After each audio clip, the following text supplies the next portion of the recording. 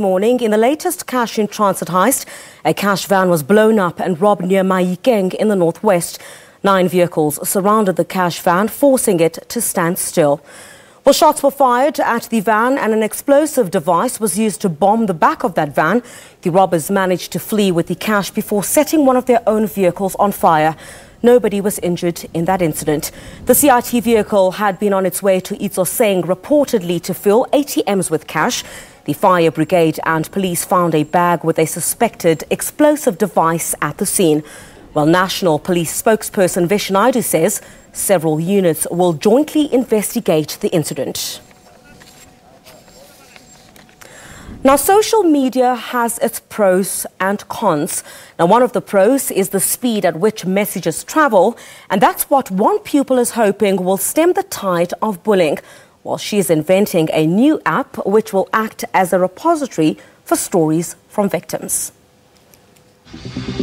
Words that strike like a hammer blow. A WhatsApp text laced with profanity. This is grade 9 pupil Atang Moko. Me at school, I was just not myself. Everything just went down the drain. She became a victim after a religious ritual following the death of her father 2 years ago.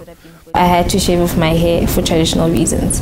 When I got back to school, a girl in a younger grade called me a boy in a skirt. It really broke me down. I became very uncomfortable in my own skin and I felt awkward at school.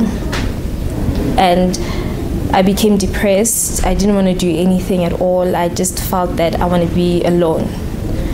And I also wore wigs because I was ashamed of my hair.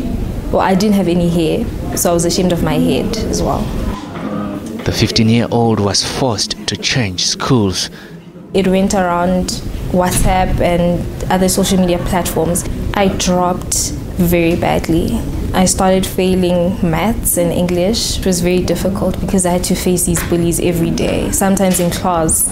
Now she plans to reverse this situation by creating an anti-bullying app. The name of the app is called To Your Rescue.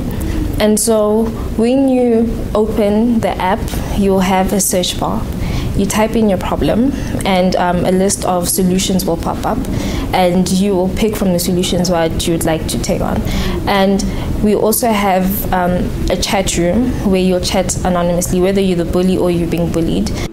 And fellow pupils hope this will help remedy the situation. We tend to take bullying as a light conversation and we don't really focus too much on it. It will help a lot of teenagers since they experience bullying at first hand. The school has also subscribed to the idea. As a school, we want to encourage her with the technical bit, how she can do computer programming and build an app. So we want to start to help her with that. I think slightly longer term, approaching investors, finding people that would like to fund this, bringing on a team of software developers that can take it from a small-time app into something big that really can go worldwide. Whether at school or home, incidents like this, a social phenomenon that often leaves deep scars.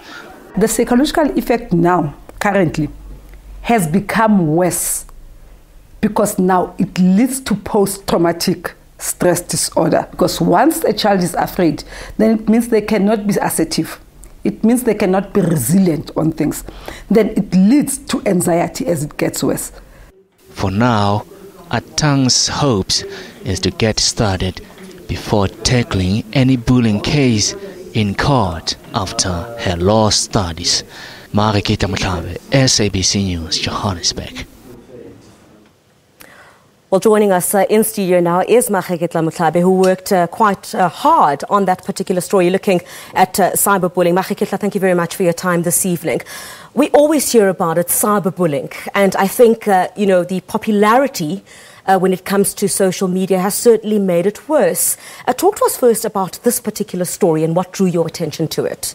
So here's a student, thanks so much for your time, Griselda. Here's a student, of course, who, when you really drive around schools trying to find out, to do your own research about cyberbullying or bullying in general, here's a student who approaches you to say, listen, I was myself bullied, and here's my story, and here is a text that I can actually prove to you that I was bullied, and this actually put me in depression. As a result, I had to change schools, and I'm now at this school, but as well, she tells me that I've already helped about 5 learners who experienced the same thing this year alone. So the statistics are quite alarming. Talk to us a bit about that, Maageketla, as you did your research, and exactly what are the experts saying about this? I know just before we went to air, you were telling me that one of the experts also indicated that you often find parents are not spending enough time with their children to try and understand what's happening in their lives. They're always on cell phones. We've just become a nation of people who are consistently on our cell phones. Absolutely. And in fact, according to Save Our Schools, they are telling us that about more than 3.2 million learners in South Africa are being bullied yearly, and I think that's a shocking.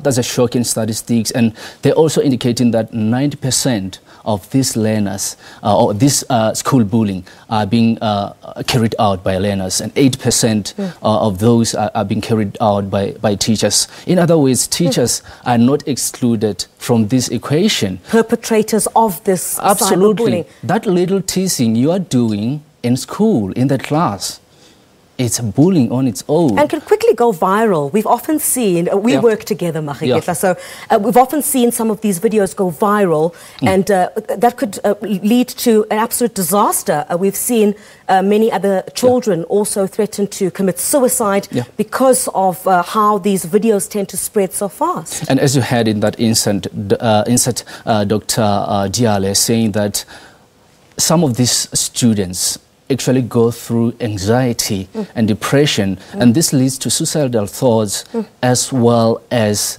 substance abuse, and we've actually seen that happen over the past months or years. So she also indicates that some of these bullies, she has been doing a research on her own, she says that some of these bullies have admitted to bullying, and they're saying that they're doing it for fun. In fact, others saying that we are doing or carrying out the bullying simply because our friends are doing the same thing. So I think it's a shocking revelation from the researcher herself. So at this stage, and you mentioned the videos going viral, and we know the latest being that of Mpumalanga Lena, who actually hit a driver on a moving bus. Yes, I saw that. And I understand that he's been suspended. And I also understand that the Department of Education, that side, is also looking into that process. Did Dr. Diale perhaps speak to you about how perhaps one could avoid being bullied? I guess it's quite difficult because you would then, you're always on social media, and perhaps, you know, people have access to you. They can tweet what they like at you. They can go on Facebook and say whatever it is that they want to say. And I guess we take things differently.